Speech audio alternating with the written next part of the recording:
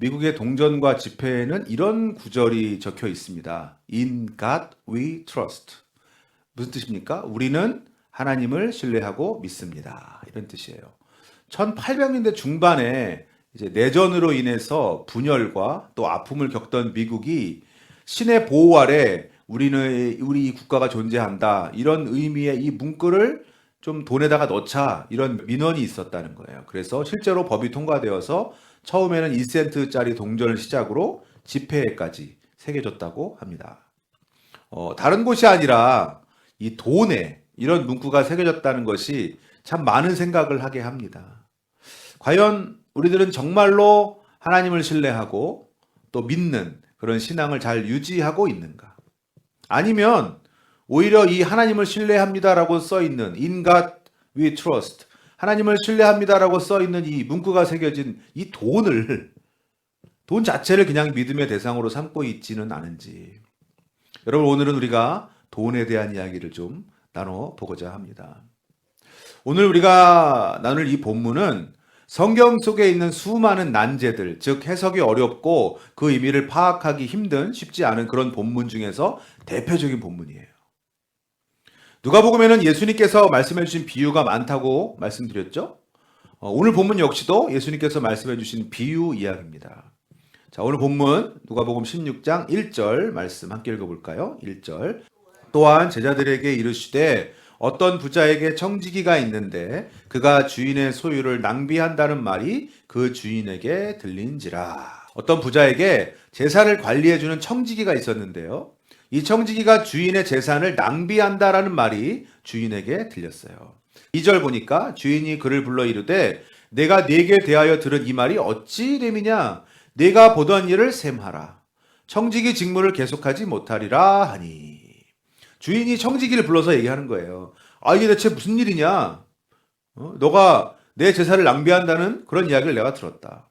그러니 이제 네가 보던 일을 셈하라. 내가 보던 일을 셈하라. 이게 무슨 뜻이냐면요. 지금까지 네가 보던 일을 이제 정리해라.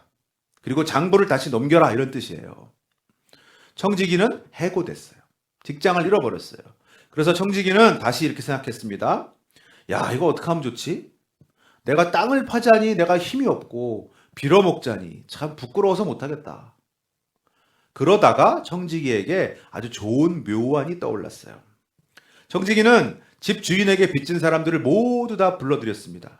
그리고는 오는 순서대로 한 명 한 명씩 그 사람의 빚 증서를 들이밀고 이렇게 얘기해요. 당신 기름 100마리를 빌렸는데 여기 증서에다가는 다시 50마리라고 50마리를 빌렸다고 고쳐 쓰시오. 또 당신은 밀 100석을 빚졌으니 여기 증서에다가 밀 80석이라고 고쳐 쓰시오. 이렇게 주인에게 빚진 사람들의 빚을 자기 마음대로 감해준 거예요. 이거 여러분 옳은 일입니까? 뭐 나쁜 일입니까? 나쁜 일이죠. 자기 재산도 아닌데 그동안 주인 재산을 낭비한 것도 모자라서 주인에게 빚진 사람들의 빚을 줄여주어서 또다시 주인의 재산을 축내고 있는 거예요. 근데 이번에도 역시 주인에게 들키고 말았어요. 그런데 주인의 반응이 예상 밖입니다. 16장 8절 주인이 이 옳지 않은 청지기가 이를 지혜 있게 하였으므로 칭찬하였으니. 아니 이게 대체 어떻게 된 일이에요? 주인이 오히려 그 청지기를 칭찬했다는 거예요. 이래서 이 본문이 난제입니다. 해석하기 어려운 본문이에요. 대체 왜 주인이 이렇게 불법적으로 자기 재산을 축낸 이 청지기를 칭찬했느냐 말이죠. 주인이 청지기를 왜 칭찬했다고요? 이를 지혜 있게 하여서. 4절에 보면 청지기가 이렇게 빚진 자들의 빚을 감해준 이유가 나와 있거든요. 16장 4절. 내가 할 일을 알아도다. 이렇게 하면 직분을 빼앗긴 후에 사람들이 나를 자기 집으로 영접하리라 하고. 자기가 이렇게 빚진 자들의 빚을 감해주면 당연히 빚진 자들이 자기에게 고마워할 것이고, 그러면 자기가 주인에게 해고돼서 직장을 잃었을 때에 이제 이 집을 나갈 때에 그 사람들이 자기를 그들 집으로 영접해서 그 고마움을 갚을 것이다. 이런 생각이었던 거예요. 그런데 이 생각을 주인이 칭찬해 줬어요. 참 이상하죠? 주인이 왜 이 청지기를 칭찬하였는가에 대해서 몇 가지 주장들이 있습니다. 첨예하게 대립하고 있는데요. 그 중에 그래도 가장 적합한 해석은요. 이 주인이 청지기를 칭찬한 것이 도덕적 관점에서 칭찬한 것이 아니라는 거예요. 그냥 그 지혜로움을 칭찬했다는 거죠. 이것은 그래서 실제로는 일어나기 힘든 일인데 비유니까 가능했던 거예요. 예수님께서 주인이 청지기를 칭찬했다라는 이 비유를 마치시고 나서 이렇게 말씀하십니다. 마지막에 16장 8절 주인이 이 옳지 않은 청지기가 이를 지혜 있게 하였으므로 칭찬하였으니 이 세대의 아들들이 자기 시대에 있어서는 빛의 아들들보다 더 지혜로움이니라. 이 세대의 아들들, 즉 예수님 믿지 않는 세상 사람들을 말하는 거예요. 이 사람들이, 세상 사람들이 빛의 아들들, 즉 예수님 믿는 우리들, 그리스도인들보다 더 지혜롭다는 거예요. 어떤 면에서요? 자기 시대에 있어서는, 그렇죠, 삶에 있어서. 쉬운 성경 번역을 보면 이렇게 돼 있어요. 이 시대의 아들들이 자기 일을 처리하는 데 있어서는 빛의 자녀들보다 더 슬기롭다. 세상 사람들은 자기가 살아가는 이 삶에 관해서 여러 가지 일들을 처리함에 있어서는요, 상당히 노력합니다. 지혜를 짜내기도 하고, 열심히 공부도 하고, 밤낮으로 노력하기도 하죠. 특히 돈의 문제에 있어서는 더 그렇다는 거죠. 조금이라도 더 벌려고 노력하고, 더 규모 있게, 또 효과적으로 지혜롭게 사용하려고 한다는 거예요. 물론 뭐 여러분들도 그러시겠지만, 하물며 세상 사람들도 자기 자신의 그 미래, 앞날을 위해서 이렇게 지혜를 짜내고 있는데 우리 하나님 나라의 백성들은 얼마나 지혜롭게 미래를 대비하고 있는가? 세상 사람들도 자신의 미래를 위해서 이렇게 재물을 지혜롭게 사용하는데 우리 그리스도인들은 재물을 얼마나 지혜롭게 사용하고 있는가? 여러분, 이것이 오늘 이 비유를 통해서 예수님께서 우리에게 던지시는 질문인 거예요. 영국의 목사님인 제레미 테일러 목사님이 이렇게 말씀하셨어요. 하나님은 우리에게 이 땅에서의 짧은 시간을 주셨다. 하지만 그 짧은 시간에 영원히 좌우된다. 또 유명한 찰스 스펄전 목사님도 이렇게 말씀하셨어요. 시간은 짧다. 영원은 길다. 이 짧은 삶을 영원에 비추어 사는 것은 너무나 타당한 일이다. 우리가 이 땅에서 재물을 어떻게 사용하는가 하는 것이 우리의 미래, 즉 특히 영원한 나라, 이 천국에서의 삶을 위해 대비하는 것이 됩니다. 현재가 아닌 그 미래의 성공을 위해서 투자하는 게 여러분 지혜로운 것이 아닙니까? 우리에게는요, 영원한 그 하나님 나라의 삶을 위해서 이 땅의 재정을 지혜롭게 사용하는 것이 필요합니다. 그래서 이름하여 그리스도인의 슬기로운 재정생활. 어디서 많이 들어본 것 같아요. 그죠? 그리스도인의 슬기로운 재정생활을 위한 지침. 첫 번째는요. 따라해 보세요. 우리가 청지기임을 잊지 말라. 감리교회 창시자인 존 웨슬리 목사님이 있는데 어떤 사람이 말을 타고 막 달려와서 외치더래요. 웨슬리! 아주 끔찍한 일이 일어났습니다. 당신의 집이 전부 다 불에 타버렸어요. 그런데 이 웨슬리 목사님은 그 소식을 듣고도 깊이 생각한 후에 이렇게 침착하게 이렇게 대답했답니다. 아닙니다. 주님의 집이 타버린 것입니다. 그러니 나에게는 그다지 큰 부담이 되지 않습니다. 이 존 웨슬리 목사님에게 있었던 생각이 뭐예요? 이것이 바로 우리 그리스도인들의 물질관의 가장 핵심인데요. 나의 모든 것은 다 하나님의 것이다. 이것을 청지기 정신이라고 합니다. 우리가 가진 것은 다 하나님의 것이고 우리는 그것을 잠시 맡은 청지기예요. 우리 그리스도인들이 슬기로운 재정생활을 하기 위해서는요, 반드시 이 청지기 정신이 있어야 합니다. 내가 열심히 일해서 내가 번 건데 왜 하나님의 것입니까? 이렇게 생각하시는 분도 있을 수 있겠습니다만, 하나님께서 허락해 주시지 않았으면 우리가 아무리 열심히 일해도 그 재물은 나의 수중에 들어올 수가 없습니다. 하나님께서 주신 몸과 하나님께서 주신 지혜를 가지고 하나님께서 주신 환경 속에서 하나님의 허락하심을 받아서 가지게 된 재물이에요. 그러므로 내 모든 소유는 다 하나님의 것이에요. 아멘. 아멘이 안 되시는 분은 예배 후에 제 방에서 한번 또 면담하도록 하겠습니다. 누가복음 12장에서 예수님께서 한 비유를 말씀하시는데요. 한 부자가 자기 밭에 소출이 엄청나게 풍성해졌어요. 그러자 이런 생각이 들었습니다. 야, 이렇게 풍년이 들었으니 이 곡식을 쌓아둘 곡간이 부족하겠다. 곡간을 헐고 새로 크게 지어야겠다. 그런데 하나님께서 그에게 이렇게 말씀하십니다. 누가복음 12장 20절 하나님은 이르시되 어리석은 자여 오늘 밤 내 영혼을 도로 찾으리니 그러면 내 준비한 것이 누구의 것이 되겠느냐 하셨으니 풍년이 들고 곡식도 풍성하고 이제 곡간만 크게 지어서 쌓아두면 그냥 여러 해 동안 편하고 즐겁게 살겠구나 이렇게 생각을 했는데 그날 밤에 죽어버리면 여러분 그것이 무슨 소용이 있겠습니까? 부자의 모든 재산은 물론이고 그 부자의 목숨까지도 하나님의 것이에요. 하나님께서 그 목숨 다시 찾아가신다면 이 땅에서 그렇게 하등바등 악을 쓰면서 쌓아둔 재산 다 무슨 소용이 있단 말이죠. 마치 모든 것이 내 것인 양 세상에 부자가 되는 것 그거 하나 목표 삼고 살아가는 것은요 허무한 일입니다. 예수님께서 이 부자의 비유 마지막에 한마디를 더 붙이셨어요. 누가복음 12장 21절 자기를 위하여 재물을 쌓아두고 하나님께 대하여 부요하지 못한 자가 이와 같으니라. 하나님께 대하여 부요하지 못하다.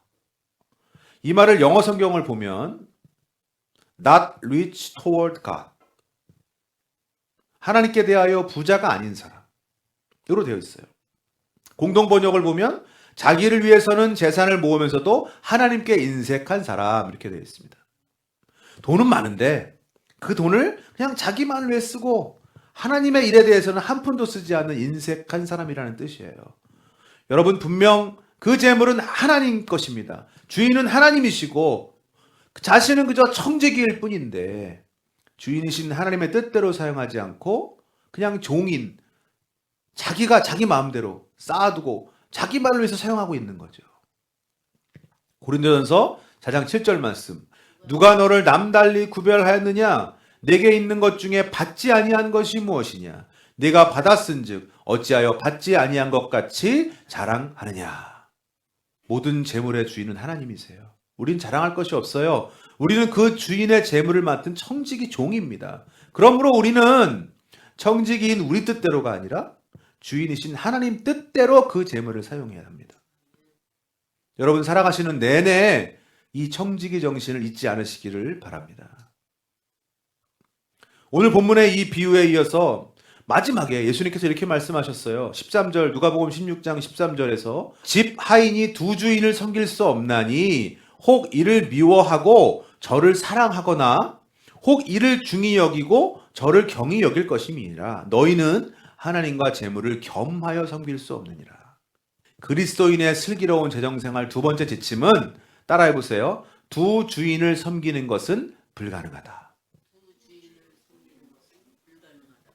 여기서 예수님께서 말씀하신 두 주인은 뭐죠? 하나님 또는 예수님과 재물, 돈이죠. 우리가 하나님과 재물을, 예수님과 돈을 동시에 섬길 수 없다는 말이에요. 고대 그리스 신화에 이런 이야기가 있어요. 바다의 여신인 테티스가 인간인 펠레우스와 결혼해서 아들을 낳았는데 이 아들의 이름이 아킬레스예요. 어머니 테티스는 자신의 아들 아킬레스가 무적이 되길 바라는 마음으로 저승에 흐르고 있는 스틱스라는 이름의 강물에 아이를 담굽니다. 그래서 이 아킬레스는 어머니 테티스의 바람대로 어떠한 공격에도 끊임없이 끄떡없이 견딜 수 있는 불사의 몸이 됐어요. 그런데 어머니 테티스가 양손으로 아킬레스의 발목을 붙잡고 거꾸로 이 스틱스 강물에 담갔기 때문에 이 발목만 스틱스 이 강물에 닿지 않았던 거예요. 그래서 발목만 예외로 불사의 몸이 되지 못했어요. 트로이 전쟁이 일어났을 때에 트로이의 왕자인 파리스가 아킬레스를 향해서 화살을 쏘았는데 그 화살이 하필 아킬레스의 유일한 약점인 발꿈치, 이 위쪽 힘줄 부분에 아주 정확하게 맞았습니다. 그래서 그것으로 인해 아킬레스는 죽음을 맞이하게 됩니다.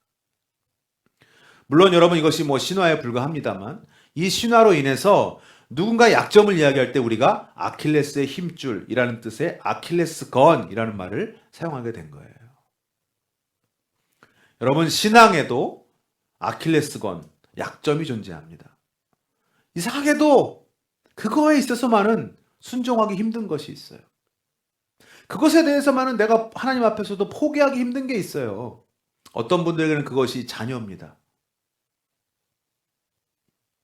자신은 나와서 수능이라고 새벽 기도하면서 아이는 수능이라고 공부하라고 예배 가지 말라 그래요. 어떤 분들에게는 운동이에요. 운동하느라 예배 빠져요.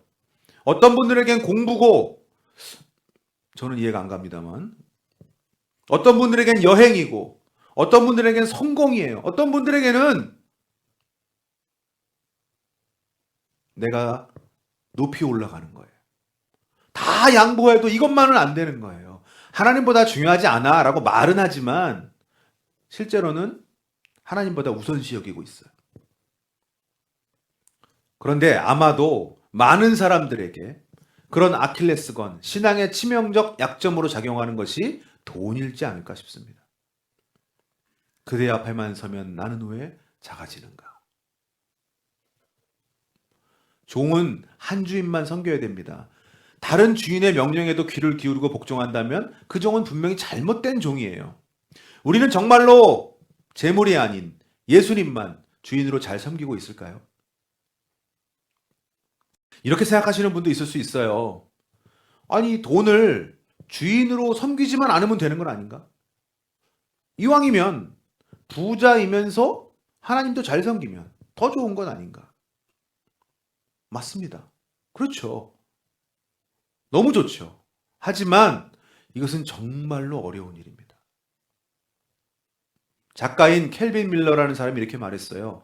건강과 부는 우리로 하여금 그리스도를 필요로 하지 않게 만든다.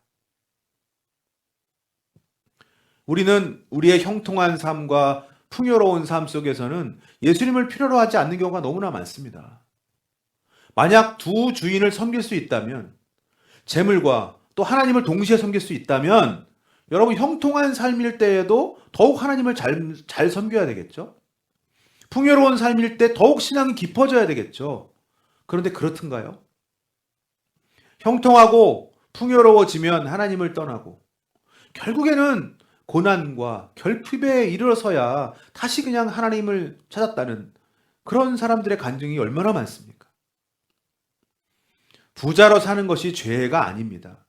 그리스도인이라고 해서 무조건 가난하게 살아야 하는 것이 아닙니다. 하나님께서 주시는 물질 여러분 풍성하게 누리시기를 축복합니다. 그런데 문제는, 아멘이 제일 크네요 이게. 그런데 문제는 사람이 재물에 사로잡히지 않으면서 재물을 누리는 것이 쉽지 않다는 거예요. 어느 날 사탄 마귀가 10개의 병을 들고 한 청년을 찾아와서 이 10개 중에 9개의 병에는 꿀이 들었고 나머지 1개의 병에는 독이 들어있는데, 꿀이 들어있는 병을 찾아서 마시면 엄청난 돈을 주겠다고 약속을 했어요. 청년은 처음에는 내 생명과 돈을 바꿀 수 없다 이래서 거절을 했는데, 계속된 사탄의 유혹에 결국은 병 하나를 골라서 마셨습니다. 다행히 꿀이었어요. 그래서 청년은 엄청난 돈을 받았습니다.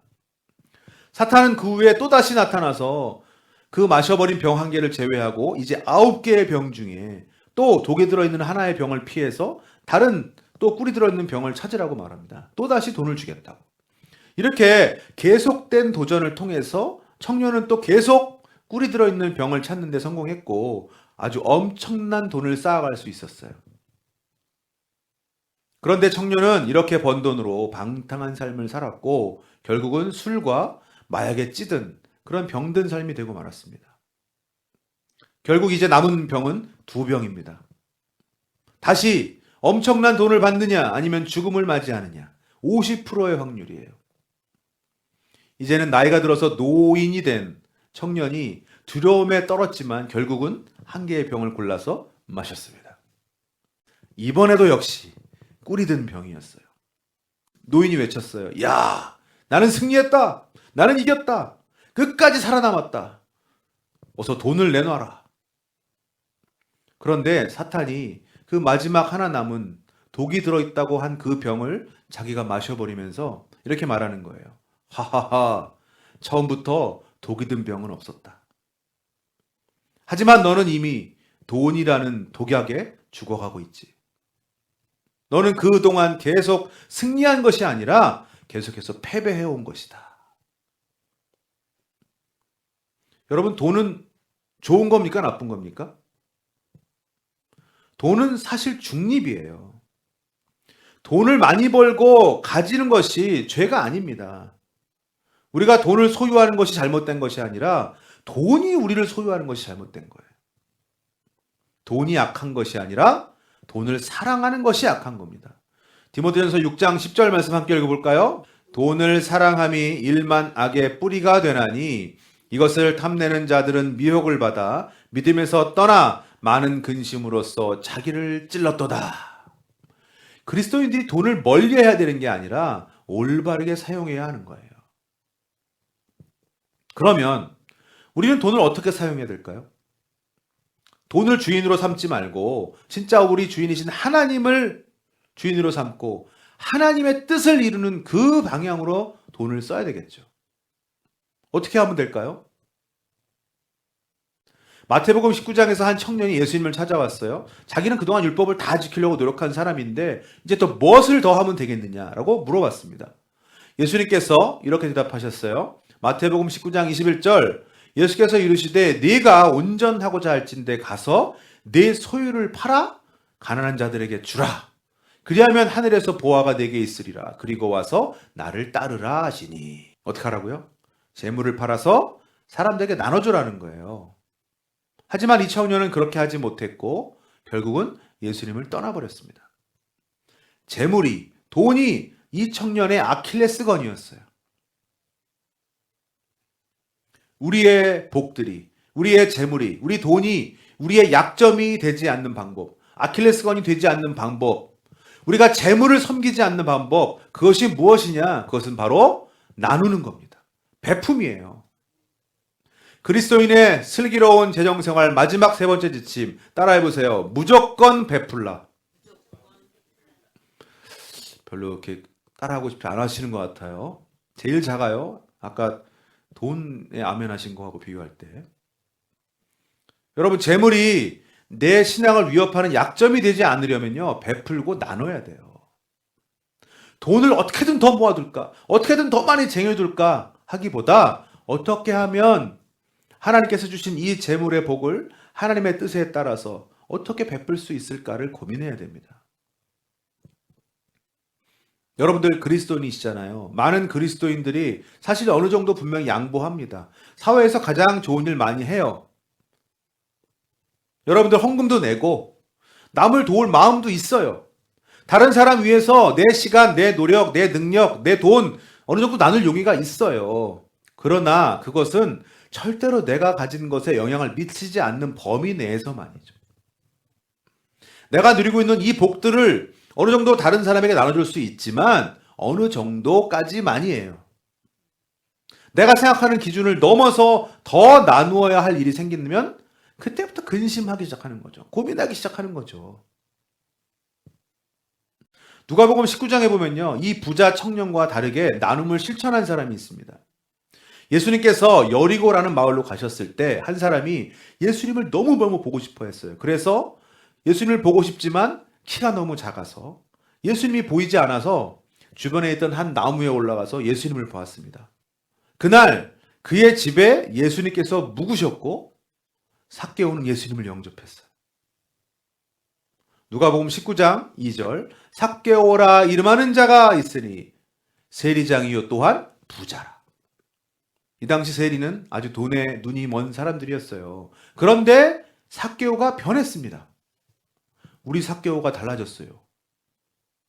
누가복음 19장 8절, 삭개오가 서서 주께 여짜오되 주여 보시옵소서.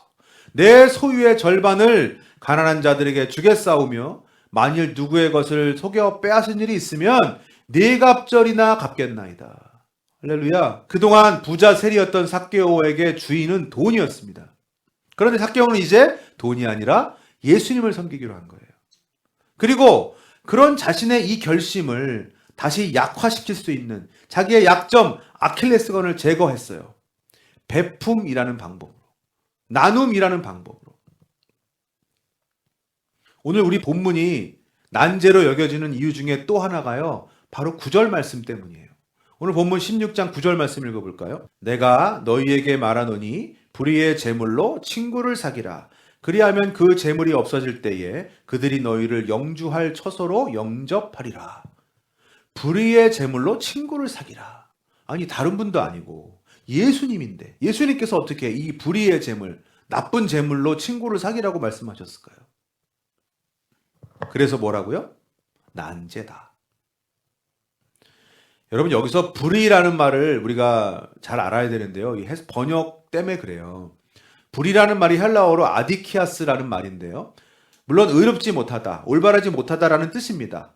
그래서 불의한 재물은 의롭지 못한 재물, 올바르지 못한 재물이라고 번역할 수 있어요. 돈이 어쨌든 세상에서 올바르지 못하게 사용되는 일이 많으니까요. 하지만 여기서 불의의 재물이라는 말은 사실은 세속적인 이 세상에서 사용하는 재물, 뜻이에요. 세속의 재물, 세상에서 사용되는 재물이라는 뜻이에요. 그래서 이 구절은 사실은 저 세속에서 사용되고 있는 그 돈, 세상의 재물로 친구를 사귀어라 이런 뜻입니다. 재물로 친구를 사귀어라. 이 말씀의 의도는 뭘까요? 그 안에 숨겨진 의도는 뭘까요? 어려움에 처한 사람을 도와라. 가난한 사람을 도와라. 내 이웃, 내 친구를 도와주어라. 뭘로? 재물로. 그러면 어떤 일이 벌어난다는 거예요? 그리하면 그 재물이 없어질 때에 그들이 너희를 영주할 처소로 영접하리라. 재물이 없어질 때가 언제예요? 더 이상 재물을 사용할 수 없을 때, 즉 이 땅의 삶이 끝나고 내세의 삶, 천국의 삶이 시작될 때를 말해요. 근데 그때 내가 도왔던 사람들이 나를 자기 집으로 영접한대요. 이 말은 실제로 그 사람들이 더 천국에서 내세에서 우리를 영접한다는 그런 직접적인 의미가 아니라 우리가 내세에서 영원한 그 삶에서 복을 받는다는 의미인 거예요. 여러분, 베품은 마이너스가 되지 않습니다. 플러스를 넘어서 곱하기예요. 이 땅에서 여러분이 하나님 말씀을 실천하기 위해서 이웃에게 베풀었던 그 모든 공적들은 하나님께서 반드시 몇 배로 갚아주십니다. 그 미래를 위해서 이 땅에서 나의 것을 베풀고 나누는 것, 여러분, 이것이 바로 그리스도인의 지혜롭고 슬기로운 재정 생활입니다. 돼지 한 마리가 길을 가다가 암소를 만나서 불만을 털어놓습니다. 아니, 나는 죽어서 사람들한테 살코기도 주고 베이컨도 제공하고 심지어 내 코하고 발까지도 먹을거리로 내주는데 사람들은 왜 나보다 소 너를 더 좋아할까? 그랬더니 암소가 대답했대요. 아, 이유가 있지. 너는 죽어서야 유익한 것을 제공하지만 나는 살아있는 동안에도 우유를 나눠주거든. 여러분, 나중에 베풀겠다, 나중에 나누겠다 하지 마시고요. 지금 하십시오. 지금 베푸십시오. 무조건 베푸십시오. 그것이 미래에 투자하는 슬기로운 재정생활입니다. 작은 것부터 시작하시면 돼요. 밥값 여러분이 좀 내십시오. 괜히 잘 메어져 있는 신발끈 또 풀렀다 매지 마시고요. 뭐가 좀 생기면 여러분 나눠 먹으세요. 많이 생긴 거 있으면 집에 쌓아두지 마시고 과감하게 좀 나누십시오. 이웃 돕기도 좀 하시고 주변에 힘든 분들이 있으면 여러분 좀 도와주십시오. 그런 우리의 베품과 나눔을 통해서 우리는 친구를 얻을 수 있습니다. 친구를 교회로 인도할 수 있습니다. 내 이웃에게 예수님을 전할 기회를 얻을 수 있습니다. 그리고 우리는 재물의 유혹과 공격으로부터 자유로워질 수 있습니다. 진짜 예수님만 주인으로 섬기며 살 수 있습니다. 그 비결이 바로 나눔과 베품이에요. 사랑하는 여러분, 오늘부터 정말로 나눔과 베품을 실천하면서 우리 그리스도인답게, 넉넉한 그리스도인답게 살아가는 저와 여러분이 되기를 진심으로 소망합니다. 아멘. 기도하겠습니다.